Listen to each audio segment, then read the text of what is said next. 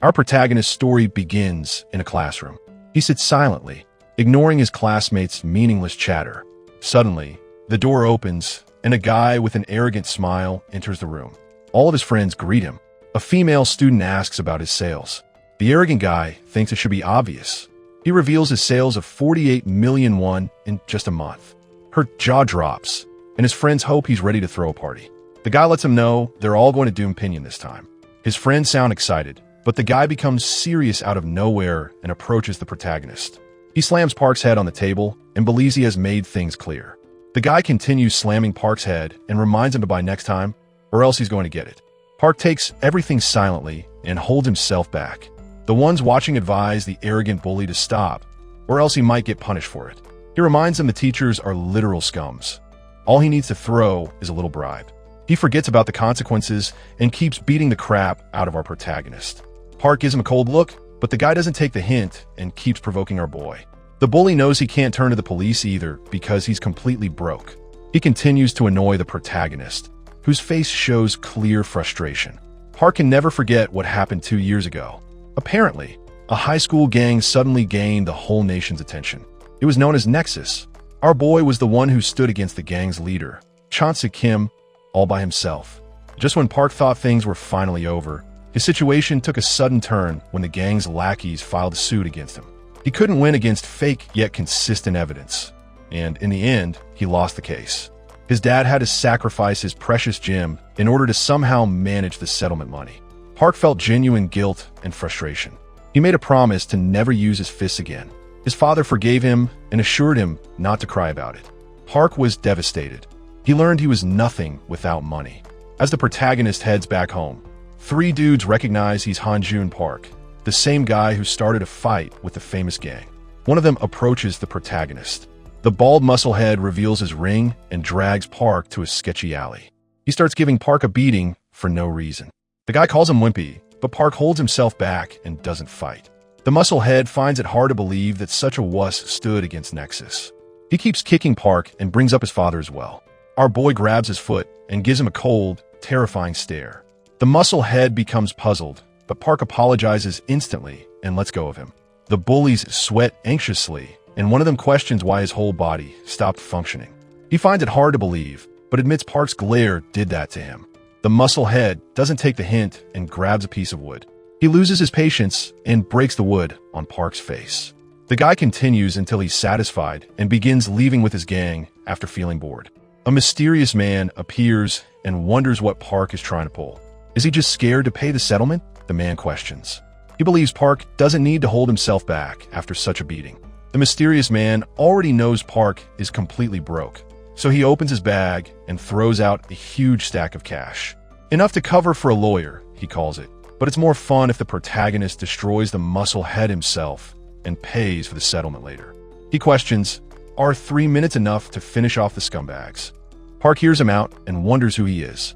The mysterious man reveals, I just wish to destroy Chansu Kim's life. I'm willing to share more, but take care of the large audience first, he orders. The Blady notices stacks of money on the ground. He and his lackeys approach Park again. The musclehead begins blabbering again, but our boy beats the living soul out of him with just one blow. The lackeys are stunned as they see their leader in a pathetic state. With an evil look, Park tells the mysterious guy, all I need is 4 seconds. He approaches the lackeys and finally stops holding back.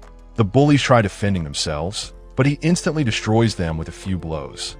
He finishes his revenge and believes they can finally talk. They sit somewhere else in a tall building. This rich dude is quite bewildered to see that Park does not recognize him at all. So he pulls out his phone and reveals, I am the famous Junu, the youngest self-made tycoon in the country. The man begins bragging, but apologizes and decides to control himself. He reveals what kind of life Chance Kim has right now. He's a model student who's setting an example for his classmates. The price of the Korean gaming scene.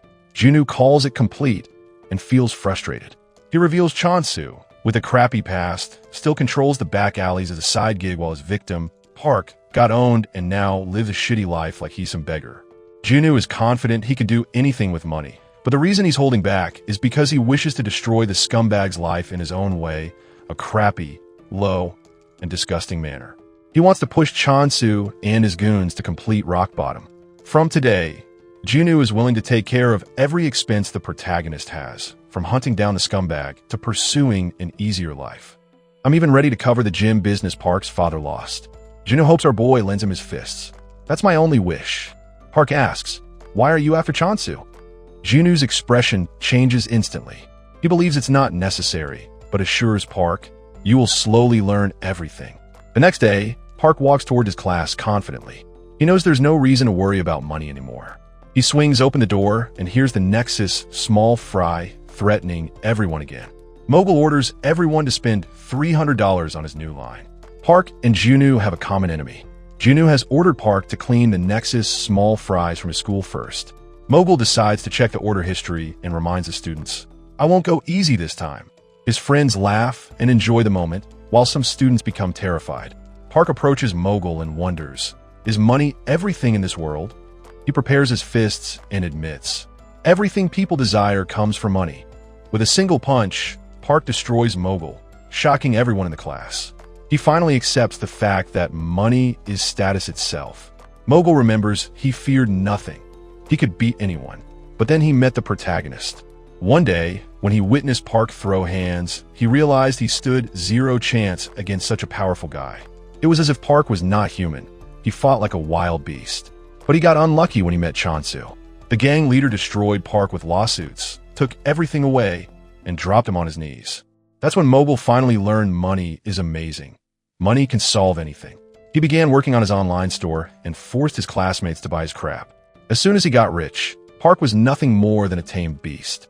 Mogul finally reached the top of the food chain, using his money. As he gets punched the crap out of him in the present time, Mogul wonders, why am I getting destroyed now? The guy tries to defend himself, but Park gives him zero chances and continues wrecking his ass. Mogul finds it unbelievable. He feels humiliated as he notices the whole class watching his ass get beaten up. Park slams him on the door. Mogul gets up in frustration and tries to speak, but notices the terrifying look on Park's face. He realizes he's done for, so Mogul pathetically calls his friend for help. The fatty is too terrified of Park, so he decides to just completely ignore everything. Mogul begins feeling hopeless. He pulls out his phone for evidence and reminds Park. He's completely broke, but our boy ignores his words and continues kicking his face. Mogul finally gets what he deserves as he starts feeling the extreme pain. The guy hopes he can survive after this. He somehow manages to open the door and tries running away to at least save his life. The guy calms himself down and tries thinking rationally. Park follows his pathetic ass with the intent to kill. Mogul believed he wouldn't win against a gym rat. He remembered he had the perfect guy for this job. Mogul opened the gym door and started begging Seong to save his life. Park caught up, so Mogul pathetically hid behind the gym rat and ordered him to somehow beat Park and stop him. The gym rat thought about it and demanded $2 million for the job. Mogul agreed, as he had nowhere else to run. Seong dropped the weights and apologized in advance, since he needed money for college preparation. Park understood he was desperate, so he pulled out a stack of money from his jacket. He advised the muscle head to avoid straining his body. He ordered Seong to stay out of it, and the guy listened with no objection. Mogul screamed in frustration, but Park grabbed the scumbag and threw him out the window. Mogul fell in front of teacher. The old guy questioned what was happening. He noticed it was Park doing, so the teacher started screaming at him. Once school was over, they both got called to his office. The teacher didn't let this one slide.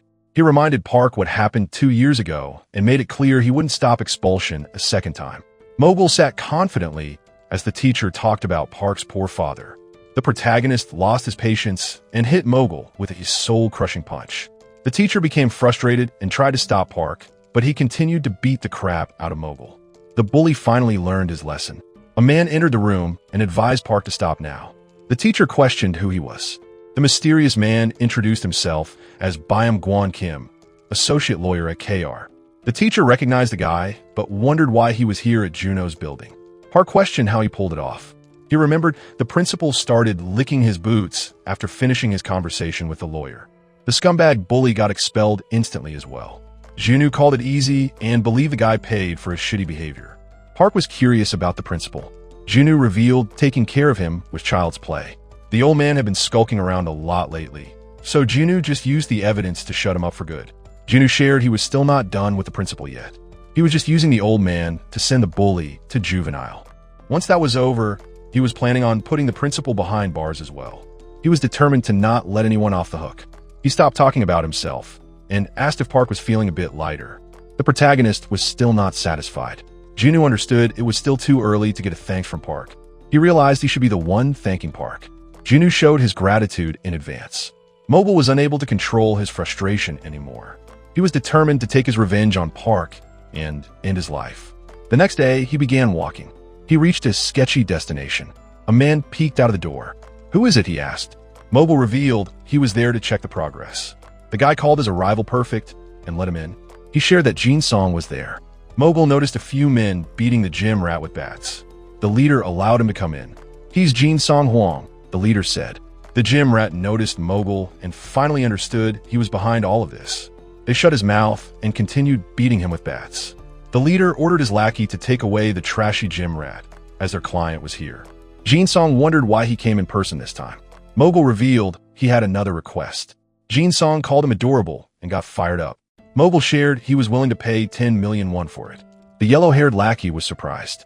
He advised his leader to accept the request and asked Mobile to explain more. Jin Song smashed his lackey's head with a bat and ordered him to keep his mouth shut. He believed Mobile was after a big fish this time. The scumbag shared he wanted Han-jun Park dead. Jin Song gave him a cold stare and ordered him to leave. He was not dumb enough to stand against someone like Park for 10 million. Mobile shared he was willing to pay 10 million up front. Once they finished the job, he would hand over another 10 million.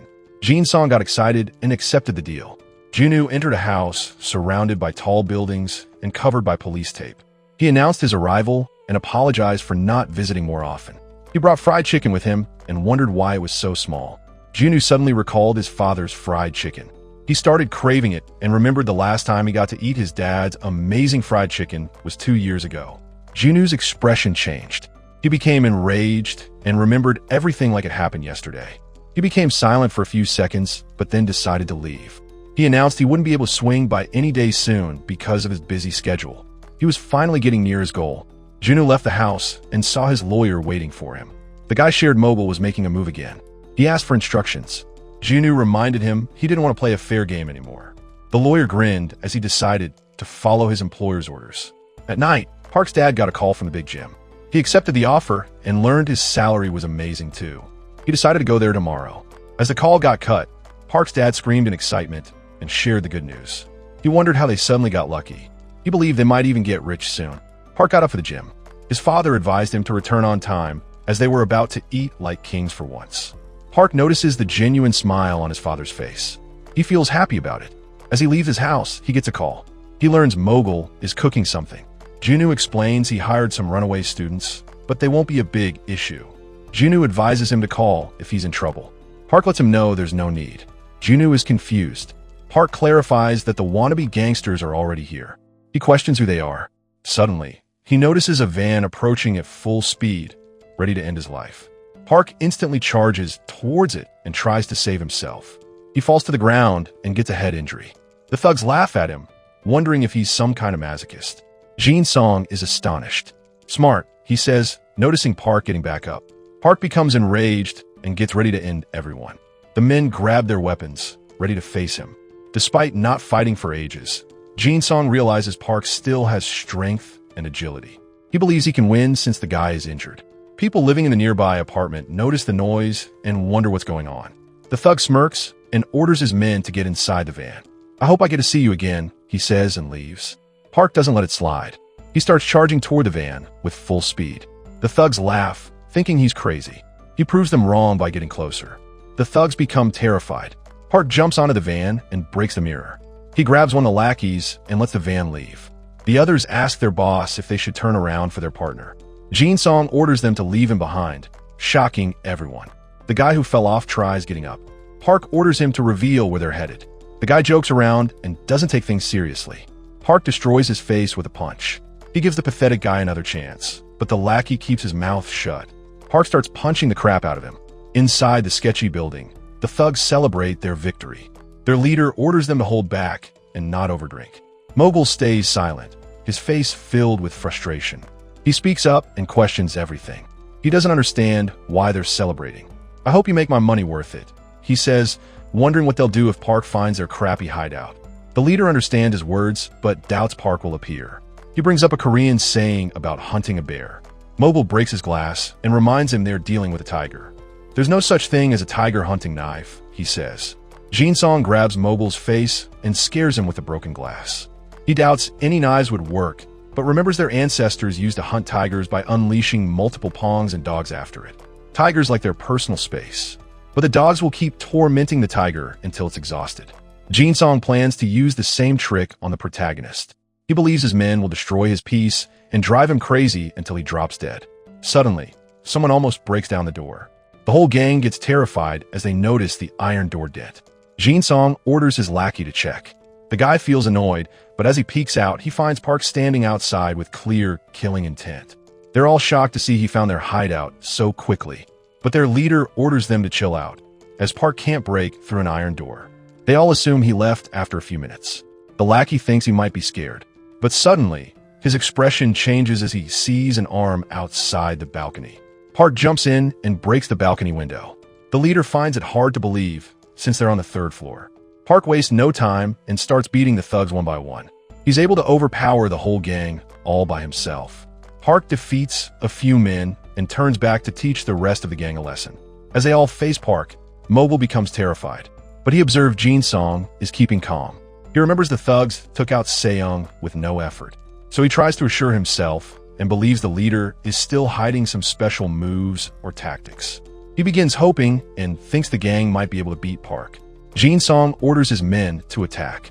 They all charge him with weapons, but Park remains unfazed. He grabs one by the leg and slams him into the wall. Another thug tries attacking from behind, but Park beats him up and pins him down. The yellow-haired lackey breaks a bat on Park's head and thinks he did some damage, but Park quickly proves him wrong by throwing him out the third floor's window. The pathetic weakling hits the ground. A biker girl comes out of nowhere and approaches the lackey. His consciousness starts to fade away, but the cute girl asks if Park is up there fighting. He happily tells her she is right and tries spouting more nonsense. So she just hits the guy with her helmet and leaves. The biker girl informs Junwoo about Park's situation. Junwoo sounds concerned, but the girl ignores his words and starts blabbering about some cute purses she saw online. She demands money for any further information, which annoys Junwoo, but he sent the cash to satisfy her first. She gives him Park's location inside the apartment. Jin-song comes face to face with Park, as he is the only one left. Mobile lies on the side with a pathetic, beat-up face. The leader admits they couldn't do anything against Park. He assumes he got spared because Park needs something from him. The protagonist argues with him, calling him wrong. He then tries to choke him. He just wanted to save the worst one for last. Jin-song realizes he's done for. The guy uses his bat, but he gets slammed onto the ground. Park begins wrecking his face as he's punching the leader. A boy with tears in his eyes stops Park. He begs and calls it unfair, saying he's already suffering enough and can't handle the expenses as an orphan. Park hears his complaints, but the orphan starts losing his mind as he questions what he did to deserve all of this. Junwoo finally appears and looks at the horrible mess Park made. The orphan questions who he is. He starts trembling as he assumes Junwoo is the one who ordered Park to do all this. Junwoo introduces himself. He shares that he is willing to pay for the damage. The crybaby finally shuts up and demands 10 million won. Junwoo makes him happy by giving him 50 million instead. Jin-song, in a pathetic state, calls our boy a literal monster, saying no human can be this strong. He realizes he had lost from the beginning. So, he makes a smart move and tries saving himself by jumping off the building. He almost succeeds, but Park grabs his collar and tries pulling him up as he's still not done with the guy. Jin-song knows he's getting killed if he doesn't somehow escape, so the guy pulls out his knife to scare him. Park lets him go. The scumbag pathetically falls to the ground from the third floor. He somehow manages to get up and run away, despite having severe injuries. Junwoo calls it a strong will to live. A beat-up lackey begins laughing and calls Park dumb, as he's just gotten himself stuck in a huge mess. He reminds them about Jin-song's father. He reveals the guy is the chairman of PJ, the shipping behemoth. The lackey believes his leader's father will make the two of them vanish into thin air. Junwoo smiles wickedly as he learns about this. Jin-song finally reaches his house and finds his father, Harong, the chairman of PJ Shipping. Harong becomes concerned seeing his son's injuries. Jin-song requests his dad to eliminate 2 guys for him. Harong reminds him he can't turn back. He asks why he's after them. Jin-song shares the story. But his father doesn't take him seriously. He advises his son to keep his chin up and always look the person in the eyes, otherwise they won't fulfill his requests. With a scary expression, Haran orders him to beg like his life depends on it. Jin Song listens and determinedly says he wants to see the two of them drop dead. The father finally gets satisfied and calls his men, ordering them to prepare 2 barrels, as he wants to hunt down some young daredevils. He reaches a construction site. Junyu finds it pathetic and stupid to involve a guerrilla troop in a high school feud. Haran says the guy is cocky and wonders, why does he want to die so badly? Junyu moves forward and reveals, no one wants to die. So, I came here with a plan. He asks Haran to guess it. The guy becomes confused, but his jaw instantly drops as he recognizes Junyu. He becomes terrified and suddenly receives a call. Haran almost pisses his pants when he learns the shipping deal has been canceled by the OJ affiliates on Junyu's personal order. The young tycoon laughs menacingly as he realizes his plan worked. Haran instantly drops to his knees and starts begging. His men don't understand anything, but he orders them to just shut up since he's finally behaving properly. Junyu orders him to get rid of his apes first. The gang of men leaves without wasting a second. Haran begins begging again, as the deal means everything to him. He doubts his company can last without their partnership with OJ. Junyu doesn't mind fixing the mess, but he wants to avoid getting his company's personal image destroyed. He's not in the mood to partner up with a gang boss's father, as he wants to maintain a perfect image. Haran promises he'll make sure his son never sets foot in Korea again. Jin Song tries to speak in between, but his father punches him in the face and begins beating the crap out of him. Junyu laughs at the sight, but orders the guy to stop, as it is enough. He believes sending the kid abroad sounds more like a treat, so he's not satisfied with it. He shares his own idea to discipline the scumbag. Haran is willing to do anything for his company, so Junyu tells him Jin Song's mess cost him $50 million today, which is a huge sum for some. He wants the kid to work it off, but Haran doubts his son can pay up that much money. Junyu smirks wickedly and recalls their family business is sea farming. Jin Song notices where he's getting at and finally realizes he's totally done for. The guy has no other choice, so he begins fishing on his dad's sea farming boat. Inside a huge building, Park sits with Junyu and believes he's like a villain. Junyu admits he's not playing fair, but advises the protagonist to just ignore the matters that can be solved with money. He doesn't want our boy to get injured for no reason. Park tries putting up a tough act, but the girl from yesterday appears and points out the bruises on his neck. Junyu shares she's their new partner who's willing to help bring down Nexus. She's a celebrity acting as an informant for them. The girl feels embarrassed hearing such a label. Her name is Seo Hyun Choi, and she feels a bit shocked as she assumed Park looked like a trucker after hearing so much about him. She calls our boy a dapper, but Junyu reminds her not to get so close. She gives him a middle finger and lets him know she'll take a trucker instead. Junyu suddenly recalls her stupid behavior the last time they called. She ignores his words and orders him to talk about business. Junyu feels a bit irritated, but remains calm and reveals they're here to make new plans for the next move. She believes there's no need for a plan, as Park can just whoop everyone into shape with ease. He reminds her Nexus has grown so rapidly, and Park alone can't do shit against such a huge army. He decides to begin with their combat force. The guy throws a file on the table and reveals someone might join them soon. The protagonist recognizes the high school name Junyu is talking about and assumes it is Dong-yeon Kim. Junyu confirms he is correct and reminds him it's the same guy who stood against Nexus alongside Park. Park remembers something else Junyu already knows. The guy injured his knee during the first fight, which ruined his whole life. Junyu selfishly makes it clear that he still needs the guy. Park becomes silent, but Junyu assures him to chill out as they're all professionals. He believes it's a good opportunity for Park to make up with his old friend and clean the Nexus-infested school as well. At Dong-yeon High, the gang members hold a meeting and one of them shares Mogul has been sent to juvenile. The bullying and forced purchases became a cause, so they can't expect any efforts from his side. The members laugh at the pathetic scumbag, but one of them believes they should teach the guy who did this to him a lesson, at least since Mogul was still their gang's member. The informant continues to share that the one who did all this was Han Jun Park, the high school's number one. Jaeyoung Cheol is a bit shocked to learn this.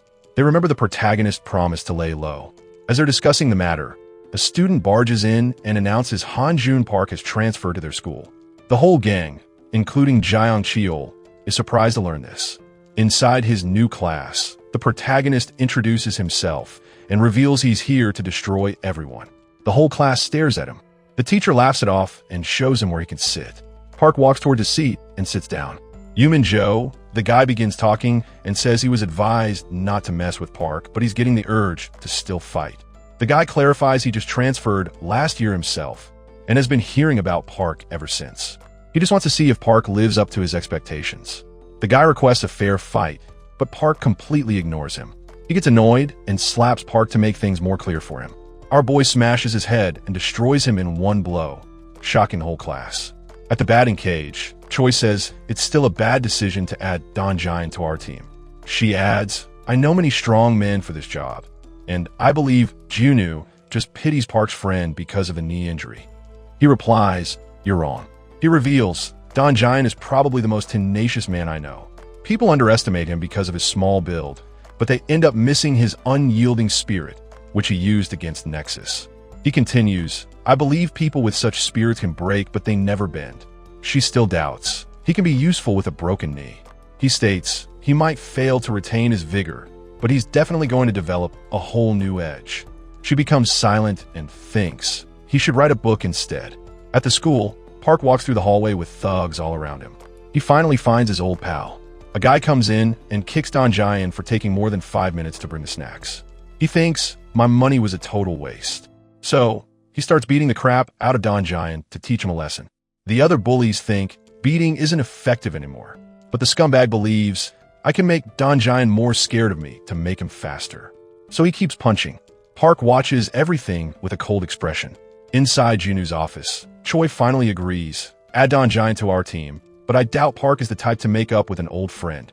She believes it will be much faster if we just used money for it. Junwoo reveals he's someone who doesn't care about money. He reminds her he fought against Nexus just because Han Jun did. He adds, "That's the only reason. I find it completely stupid, but for what I've learned so far, a friend's enemy is his enemy." At the school, Dong-yeon finally catches a break and sits down to chill. Park approaches him and greets him. Dong-yeon already knows why Park transferred. He doubts it's possible since the gang has grown extremely powerful. They don't only have men, but financial power as well, so it's already over. Park makes it clear, "I'm aiming to win this time." Dong-yeon calls it delusional, as his determination didn't stop him from ending up in such a pathetic state. Park gets silent but challenges him, "Just watch." The leader observes them from the school window and calls it wimpy, seeing him team up with Dong-yeon. He orders his men, "Get ready to take the protagonist down."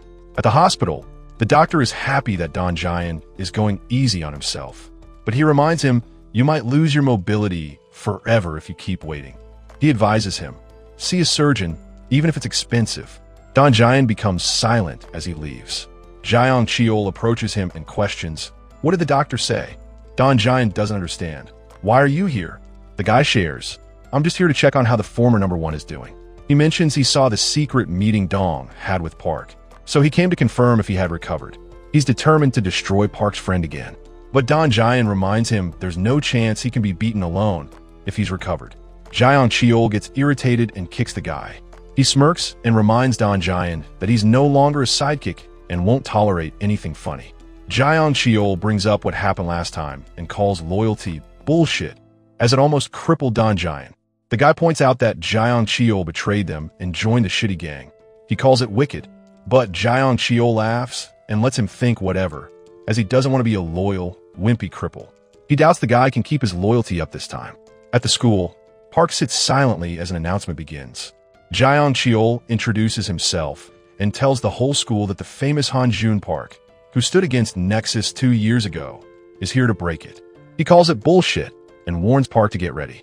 The whole class gets up and begins preparing themselves to fight. Jeong Cheol admits he can't do anything in a one-on-one, but he doesn't have interest in playing fair. An army of students walks toward Park's class with weapons in their hands, as the leader orders his men to get ready, saying they're about to teach Park a lesson. A few men fly out of the classroom completely injured. The ones in the hallway get terrified and find out Park has already taken care of everyone.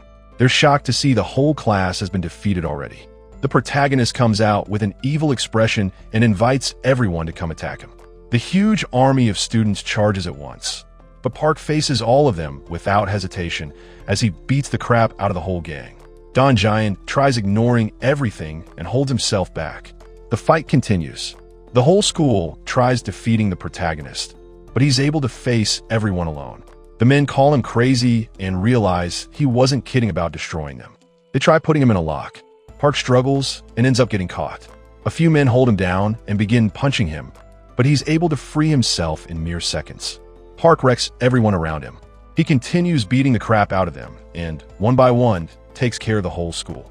Park barely manages to survive, and as he heads back inside, he sees more men waiting for him. They're disappointed to see he's already tired, as the show hasn't even started yet. They all charge toward the exhausted tiger, while Dong-yeon sits inside his classroom and tries to just ignore everything. He doubts Park can win, so his efforts will be completely useless. Choi appears and assumes Park is probably at his limits. She tries to shame Dong-yeon for ignoring his friend. The girl introduces herself as Park's co-worker. Dong-yeon feels ashamed, but tells her he's too weak to fight. She smiles and shares she's already aware. She reveals the protagonist already had an idea that things would turn out this way. Even though he was told to just run away, he didn't. She tells Dong-yeon the reason he's still fighting is because Park wants to prove something to him. The guy suddenly remembers his friend's words and becomes silent. She assures him he's not going to regret anything, which makes Dong-yeon think about his decision again.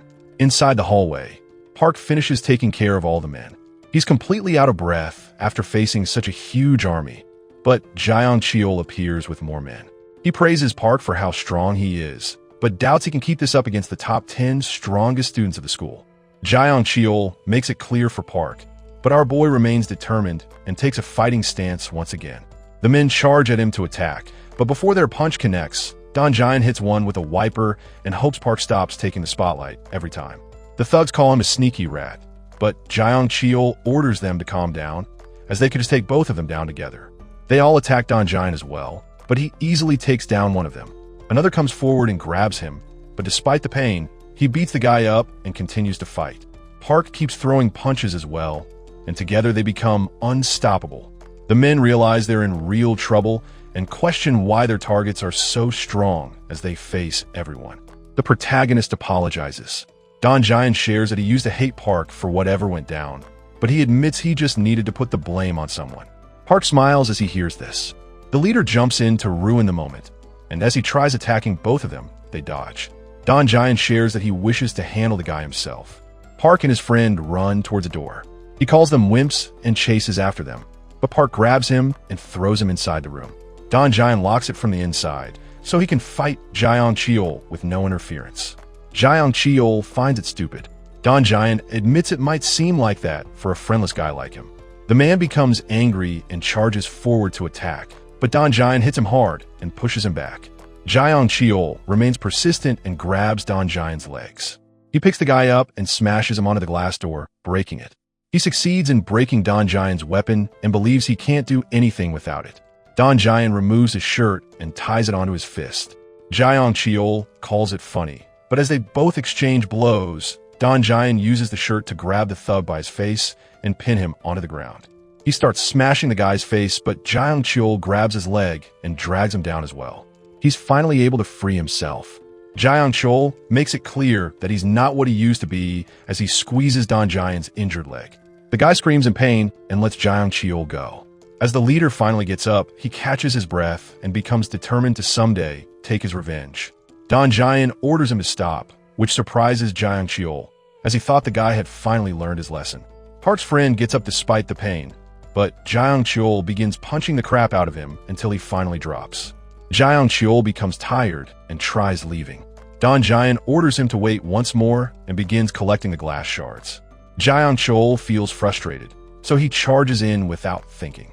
Park's friend uses this opportunity to throw the shards and destroy the guy with an uppercut. He continues to beat Jaeong-cheol. The guy doesn't expect anyone to understand, but still reveals he's going to feel embarrassed later in front of Park if he doesn't win this fight.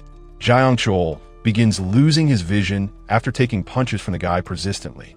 Dong-yeon remembers everything he went through and lands the last blow to knock out the muscle head. His leg hurts, but Dong-yeon ignores it and walks out to find out his friend actually won. Park grabs his injured friend and begins laughing as they both leave the school. The chairman of the board, Dong-yeon, gets shocked as he lays eyes on the school. The guy learns Park was behind all of this. He looks at the state of the whole school and finds it hard to believe all this happened over a single guy. He laughs and orders his men to bring him in. As he comes face to face with the guy, Min reveals they don't interfere in their students' problems, but don't mind handling the grown-up conversation themselves. Dong-yeon learns who's behind Park, but still calls it unfair as he lives in a law-governed country. He calls it unfair, but Min drops a few suitcases and believes the guy will feel satisfied. Dong-yeon smirks wickedly.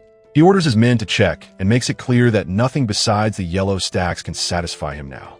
The lackey opens it, and they all find a few textbooks inside. Dong wonders what he's looking at, so Min orders him to check the headlines. He finds information about his gang recruiting DY graduates, and the headline also has evidence of DY stealing subsidies, committing tax fraud, and much more. Min warns him to back off, otherwise he's ready to dig deeper. Dong becomes enraged and threatens the guy, reminding him of the situation he's in right now. He wonders why Min is still sitting unfazed. The Four Eyes tells him things won't stop with his death, and if KR and Dai fight each other, he doubts Dong will win. Adding the death threat on top is enough reason to start a death match. Dong holds himself back and orders his men to pull back their weapons. He goes straight to the point and asks what the man wants. The Four Eyes demands the whole school, which surprises Dong. At the hospital, Choi finds it hard to believe that the protagonist stood against the whole school and still came out unscathed. Park begins answering her, but the doctor appears and informs them he doesn't know how the guy has been holding up. However, he looks relieved as he informs them the surgery was a total success.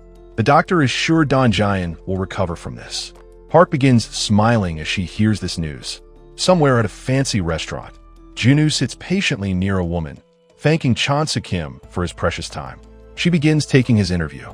Junwoo reads the news about the school and begins smiling in satisfaction.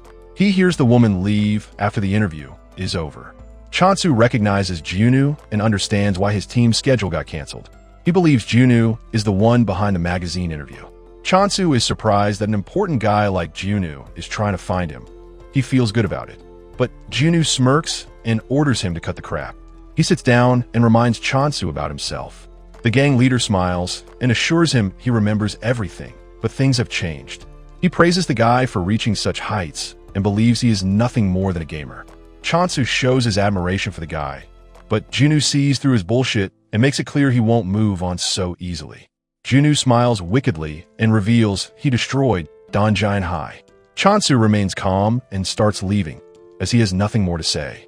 He tries going for a handshake, but Junwoo ignores him and doesn't show any interest. Junwoo hopes he can keep up his crappy smile the next time they meet. Chonsu gives him a smile again, but as he leaves the restaurant, his expression shows frustration. Junwoo feels a bit relieved. He was unsure if he still cared about the grudge and thought he might end up getting intimidated. But now he realizes he was stressing for nothing, as Chonsu's face still makes him angry inside. In a car, Chonsu's driver wonders if he's going to take any action. The guy calls the school fight an invitation and reveals he's definitely going to fight back. Chonsu believes this battle will be the biggest in Korean history. At a fancy building, Taisa Choi walks into a room full of men. He questions why he got called for an urgent meeting, despite the others sharing their frustration about it as well. Cheon-gyu thinks they shouldn't be so negative.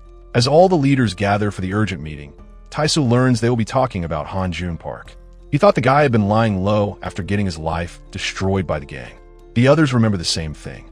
Dong-yeon wonders who he is, as he doesn't know what they're talking about. Mun-gilly laughs at his confusion, but guesses it's normal for a crappy noob like him. He mocks Dong-yeon, but begins explaining that Park is a huge pain for the whole gang. He used to be the leader of a small district. Nexus had control over the whole surrounding area and a few provinces, but Park didn't let go of his district, which was humiliating for the gang. The bigger issue was that more and more people got inspired after learning about Park. So Nexus had to deal with more enemies. The gang poured everything into destroying whoever stood in their way, but it didn't go perfectly, which is the reason they're gathered here. He shares that the unpredictable happened. They fought against Park with all their forces, but still lost every battle. Soon, Nexus came to the point of breaking up because of a single guy. Dong-yeon finds it hard to believe. Mun-gil thinks he'll understand once he sees the guy with his own eyes. He calls Park a literal beast. Dong-yeon begins laughing and calls everyone a wimp, as they lost against a single guy.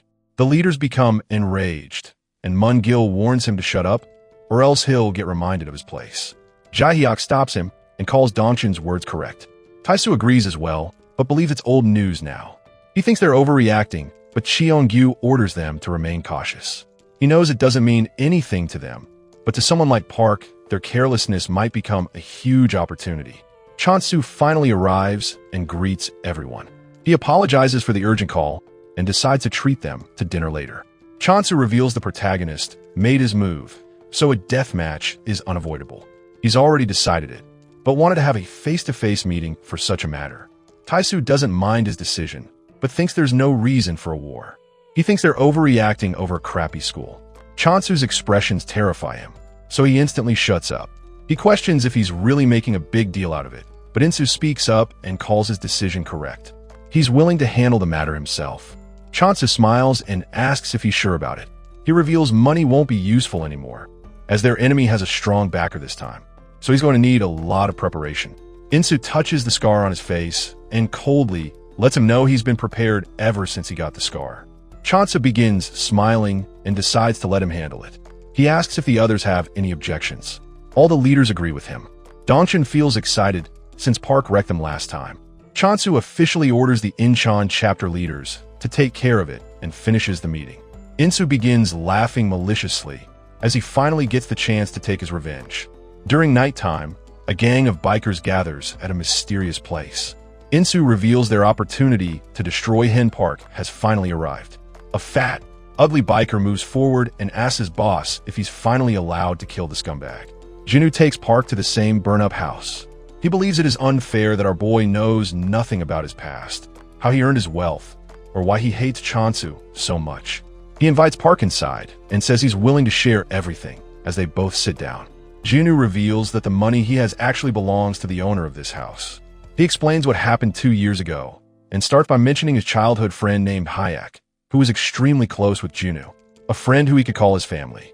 As they both sat together at his friend's house, the guy showed Jinwoo that he had come up with a stock trading AI, a software that could analyze important information and generate a recovery plan as well. Jinwoo learned it could predict the market just by studying the outcome. He was interested in Hyuk's idea, but then Park lost a nexus, which changed everything. The gang began controlling his district, and Chon-soo's goons started bullying Jinwoo. But he's the type to not bend easily against petty scumbags, so he fought back with everything he had. Hyuk was the same way, so they both faced the gang despite being horrible at fighting. Jinwoo believed the gang might let them off the hook after getting tired, but he was completely wrong, as the gang burned down his friend's house for revenge. He confronted the goons about it, but they called his friend unlucky and silenced him forever through straight-up violence. He became helpless, and the fire inside him slowly began to fade away. He didn't see any hope in life and decided to just kill himself. He thought about wiping his existence from the world, so he started with his friend's laptop. He decided to just liquidate the account, but his expression instantly changed as he laid eyes on the account's progress. He couldn't believe it at first, but the money didn't spark anything as he didn't care anymore. He wished his friend could witness the fruits of his own invention. Jinwoo felt extreme anger, but it gave him a reason to not end his life. It's his friend's money, so he wants to spend it destroying Chon-soo and his gang. Park wonders why he's sharing so much, and Jinwoo becomes straightforward and reveals it's just to gaslight the protagonist, so he never gives up on chasing Nexus. Later that night, Jinwoo calls Choi. He tells her he shared his crappy story with Park. She finds it funny and wonders if he's trying to make a friend. Jinwoo feels embarrassed and orders her to shut up. Choi becomes serious and reminds him that the Incheon chapter scumbags are coming after him. This time, she hopes he remains cautious, since his enemies are literal muscle heads who don't use their brains. Jinwoo agrees with her as he realizes his car is surrounded. He knows it's them since no one with a brain would pull such crap in the middle of the road. The bikers throw buckets of paint to stop the car from escaping. The driver becomes frustrated, so he instructs Jinwoo to hold tight as he tries to somehow escape. Choi hears the commotion and questions what's happening. Jinwoo passes out as he hits his head because of the ambush. In-soo gets a call from Choi and assumes she's his girlfriend, so he orders her to inform Park that he's waiting patiently at the JQ distribution center with a cocky attitude. She tries to warn him, but the crappy guy ends the call, and she feels frustrated after being ridiculed. Elsewhere, Park walks back home and recalls his conversation with Jinwoo. He calls it exaggerated, as he was never planning on giving up. Choi appears on her bike and asks him to quickly hop on. She fills him in about the situation. Junwoo finally wakes up at the distribution center and notices he's surrounded by Incheon goons. The fat gorilla, who's the number 2 of Incheon, notices Junwoo woke up. He thinks about knocking Junwoo out again, but Insu stops him, as they're just holding the guy as bait for Park. Junwoo recognizes who they are and starts laughing out loud. He calls them stupid for just straight-up kidnapping the chairman of a leading company. Without hesitation, he praises their crappy plan and feels like hiring them for it. But Junwoo advises Insu to have some self-awareness. He reminds the scumbag that they're the weakest goons and clearly remembers Insu pathetically kneeling down and groveling in front of Park for mercy just 2 years ago. Junwoo doubts they can hold their ground against Park. The gorilla lackey becomes angry, but Insu stops him and moves forward to handle it himself. Insu believes Junwoo knows a little about his chapter, but guesses he doesn't know only one wimp knelt down, not the entire chapter. Junwoo smiles and asks him to go easy on his brother, since he knelt down to save Insu's pathetic ass. The gorilla goon becomes angry and warns him to shut his crap, but Junwoo keeps speaking with a cocky attitude. He loses his patience and tries punching Junwoo, but a lackey enters and informs Insu that Park is approaching.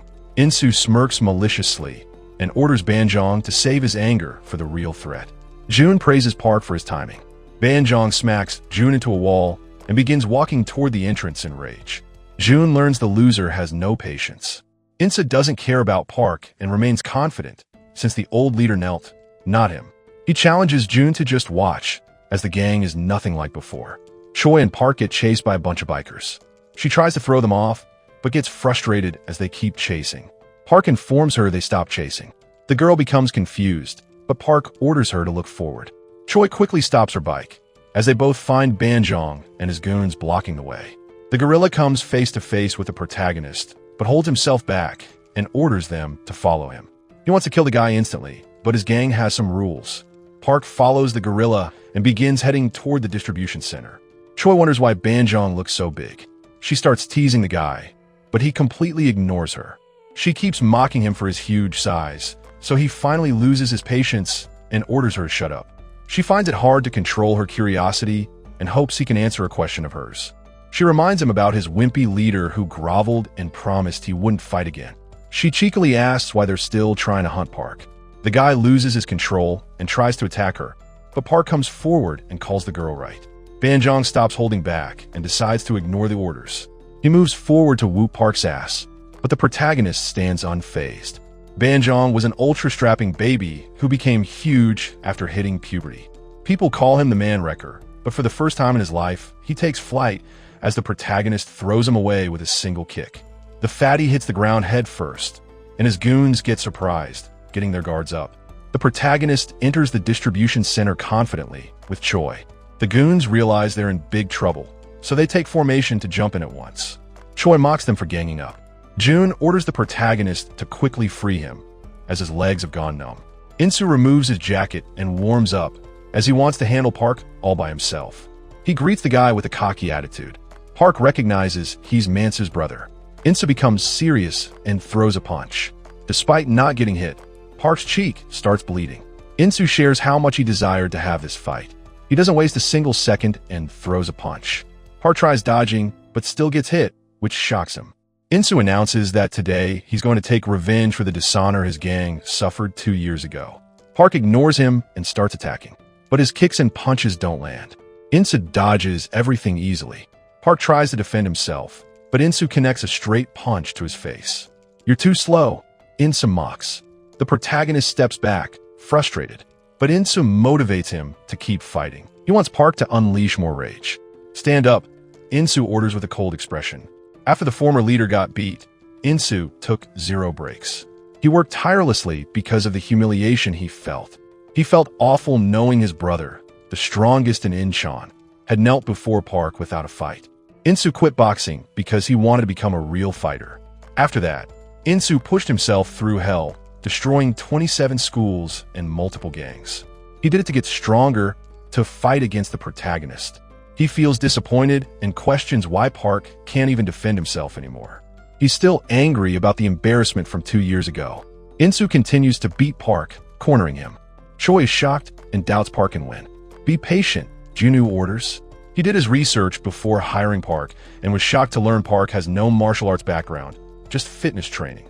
The protagonist faced Nexus with strength and adaptability. Junwoo believes Park will win once he figures out Insu's style.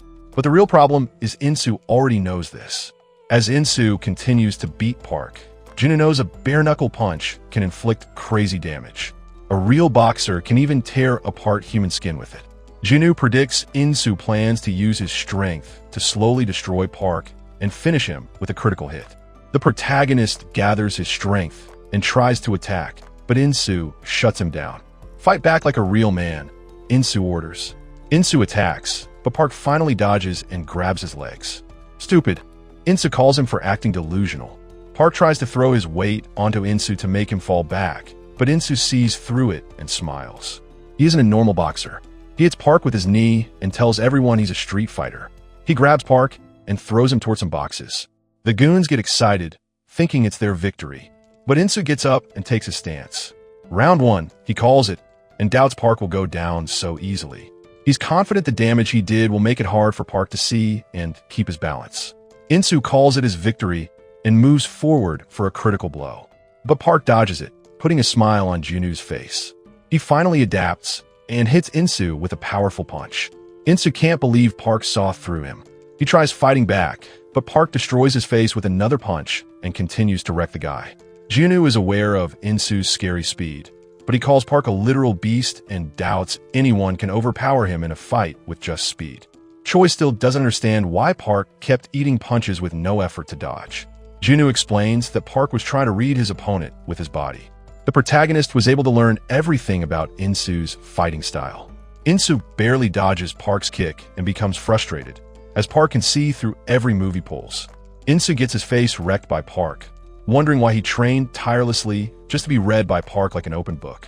He realizes the protagonist is a real genius. He still doesn't give up and dodges Park's attack to move forward and crush him for good. Insu keeps throwing fast punches to deal more damage. He begins moving faster and challenges Park to keep up with him. Junwoo begins smiling and calls it a checkmate as he sees Park wrecking Insu. The protagonist calls him slow and destroys him with an uppercut. The villain suddenly remembers his brother wanted to protect the people he loved, even if he had to throw his pride away for it. He believed the most miserable man would be the one who failed at protecting his loved ones. Park keeps whooping Insu, but he doesn't back down and suddenly remembers his brother groveled in front of Park. He called it bullshit and mocked his gutless brother for kneeling down. Insu moved forward to protect Incheon's name all by himself, but got wrecked. In the present, Insu keeps standing determinedly. His men become concerned, and one of them asks why Banjong isn't doing anything. Insu starts losing his consciousness. He finally understands why his brother knelt down. The guy accepts that no man can fight against a beast like Park. He feels terrified and wishes he could run away, but knows he has the responsibility of his whole gang on his shoulders. Banjong and the other goons charge towards Park to kill him. The gorilla orders everyone to destroy Park and assures he's willing to take responsibility, but Insu screams at them to stop. He falls down his knees and announces that Park has won. Insu felt humiliated when the guy he used to call his boss fell down on his knees and groveled, but now he finally understands how heavy it was for his brother to kneel down with no one taking his side. He learns the one weighing his brother down was not Park, but his own men. Banjong becomes frustrated and orders his leader to get up. They all shame him for kneeling down and order the poor guy to stand back up, but Insu accepts defeat. Junwoo moves forward and asks the goons to use their stupid brains. He tells them Insu is doing this to protect their sorry asses. He wonders if they're low enough to call it a victory if they gang up on Park. He calls them a bunch of fools and lets them know real men succeed when they're able to protect what they love. The goons feel ashamed of themselves. Junwoo asks Insu to look up. He spits on his fist and hits Insu for kidnapping him. Junwoo feels good and thinks he deserves gratitude for not sending them straight to jail. He calls it even and brings up the debt their gang has to pay Nexus. He knows the goons also need to pay the huge sum their old leader took from the shitty gang for the sake of his goons' families. Junwoo shocks them by saying he paid everything off. They don't understand what he means as he leaves the place. Insu asks why he's showing such kindness. Junwoo shares a selfish reason, but reminds them it's not for free. He asks them to check their phones for a message, and shares he paid for their whole tuition, so he hopes they study as hard as they can and someday work like hell to pay him back. He's aware they've been trying to pay off the debt using the money they earned doing honest jobs. Junwoo knows they've been doing everything in their power. He reveals the only reason he's doing this is because of the grit Insu has despite all the hardships. Choi mocks him for being so nice. He gets embarrassed and orders her to shut up. Insu bows down and shows his gratitude. He promises he's definitely going to pay every penny back someday. Junwoo orders him to keep his crap shut and begins leaving. Insu apologizes to his men and turns back to bow down as he ruined their honor again. He determinedly announces such humiliation won't happen again, and from this day forward, they have nothing to do with Nexus. He asks if they're willing to side with him for a better future. The gang yells out they will. The next day, Junwoo praises his team as they were able to deal with Inshin. Park wonders what's wrong with Choi. She receives 40 million from Junwoo and begins laughing as she feels amazing. The girl hopes he keeps getting kidnapped every day. Junwoo feels insulted, but she apologizes and shares she can't contain her happiness anymore. Choi notices the protagonist has huge shoulders. She believes he will look amazing in a better outfit and asks if he's free this weekend with a cheeky smile. Choi requests Park to go out shopping with her at the mall. Choi starts laughing as she forces the protagonist to wear a stupid outfit. Seeing his angry expressions, she decides to have him try something else. Choi forces him to dress as a beat-up rock star. She takes a picture, but notices his terrifying expressions and backs down. That's all for today. For the next part, make sure to subscribe my channel Fire Recap. And you don't forget to share and like the video. I am out.